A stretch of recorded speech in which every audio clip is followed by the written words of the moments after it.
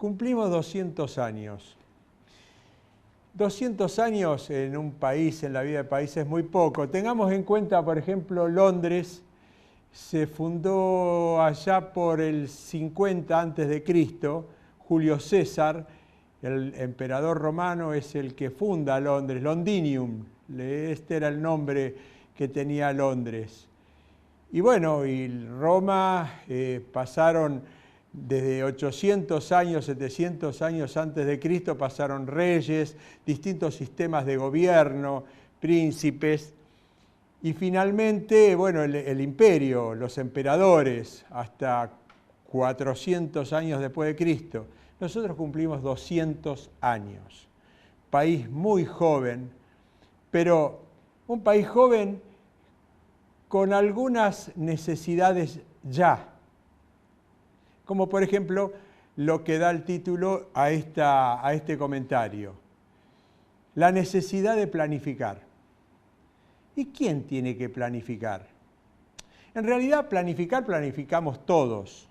Cuando nos levantamos y tenemos que ir a nuestras tareas, en estos inviernos crudos, nosotros decimos, bueno, ¿qué nos conviene? ¿Qué nos conviene ponernos? ¿De qué manera vamos a llegar en forma más óptima a nuestro trabajo? ¿De qué manera vamos a desarrollar este trabajo? Y bueno, y el jefe debe planificar seguramente qué objetivos tiene ese trabajo, cuáles son las metas para ese mes. Y bueno, y el que tiene la mala suerte en este tiempo de no tener ese trabajo, está planificando de qué forma conseguirlo, a quién tendría que ver, cómo debería ser su presentación. Planificamos todos. Mucho más serio es planificar para un país. Y tenemos que entender a la Argentina como una persona joven, como un adolescente, como ese adolescente que tiene que ver cómo va a ser su futuro, su adultez. Esta Argentina joven tiene que planificar cómo va a ser su adultez. ¿Y quiénes tienen que planificar en esta Argentina joven? Quienes gobiernan o quienes pretenden gobernar. Si usted, yo nos ponemos a planificar el modelo de país, seguramente haremos una aproximación de las necesidades de este país. Esta será una planificación llamada técnicamente normativa, es decir, buscaremos seguramente bibliografía, nos meteremos en internet para revisar los distintos temas que queremos resolver para el futuro y tendremos seguramente un trabajo desde el punto de vista académico quizás bueno, desde el punto de vista académico. Pero las planificaciones estratégicas tienen que ver con quienes tienen el poder para realizar esta planificación. Ninguna planificación sin voluntad política es realmente posible. Esta planificación estratégica es la que nosotros necesitamos de la dirigencia. ¿Y por qué decimos esto en este momento? Estamos en un clima de euforia después del Bicentenario, tenemos la suerte de una selección nacional que nos da satisfacciones, monstruos deportivos muy promocionados, bueno, han sido fracasos. Los últimos equipos que llegaron a la final en el Mundial pasado se vuelven a sus países, Francia, Italia, y bueno, estamos en un momento óptimo para pensarnos y para pensar para el futuro. ¿Y sobre qué tenemos que pensar? Nosotros si advertimos, por ejemplo, las comunicaciones, que no son simplemente las nuevas tecnologías, sino cómo está diseñada la comunicación en nuestro país. Todos los ferrocarriles, todas las vías, las rutas, llevan al puerto. Esta es la planificación inglesa. Tenían que llevarse los cereales de nuestro país, ellos también tenían su marina mercante, no la teníamos nosotros, traían todo al puerto, los grandes silos en el puerto, cargaban en los barcos y se iban a su país. Era muy caro lo que teníamos que importar, muy caro, y era muy barato nuestra materia prima. Esto nos da una enseñanza y también tiene que ver con de qué manera se diseñó ese país en el siglo XIX y el principio del siglo XX.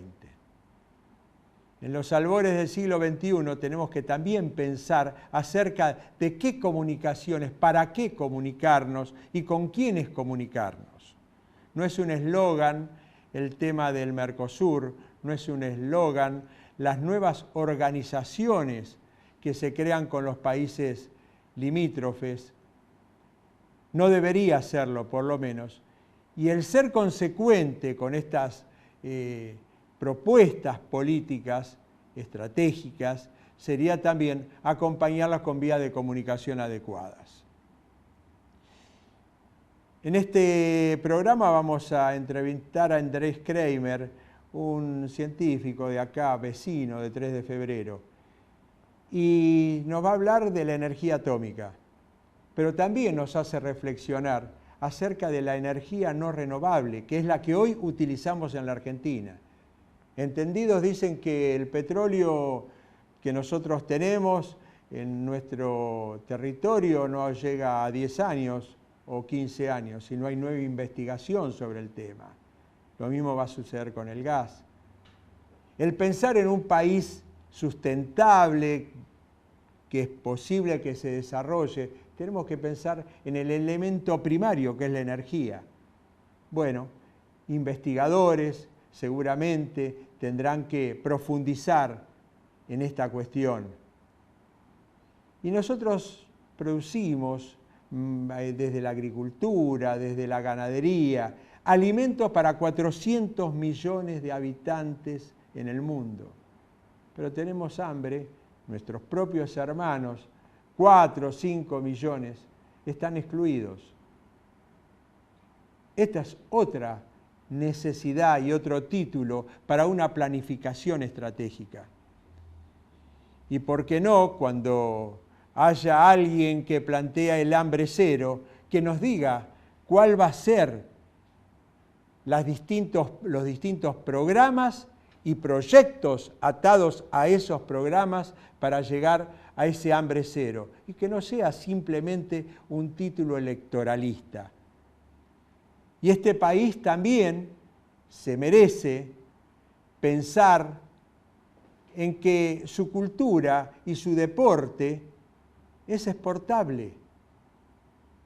Y bienvenido ese impuesto que se ha colocado a la telefonía celular, ese 1%, que investigando en estos días es originario en Colombia, ya por el 2001, o sea, ya se había colocado este impuesto y que va a ir a un fondo para el deporte de alto rendimiento. Y seguramente nuestros deportistas, nuestros jóvenes, no van a tener las frustraciones ya tan comentadas de llegar a Olimpiadas sin sus remos, en el caso de los remeros, porque no está debidamente planificado el viaje, o sin zapatillas, como le ha pasado a algunos maratonistas y corredores nuestros. Y tendremos seguramente también políticas que hagan lo que el deporte siempre significó para la juventud, una vía de contención, una vía de desarrollo. Si es un proyecto planificado como tal, y si no es simplemente un campeonato, un eslogan o el cortar una cinta ante un plan o proyecto preelectoral.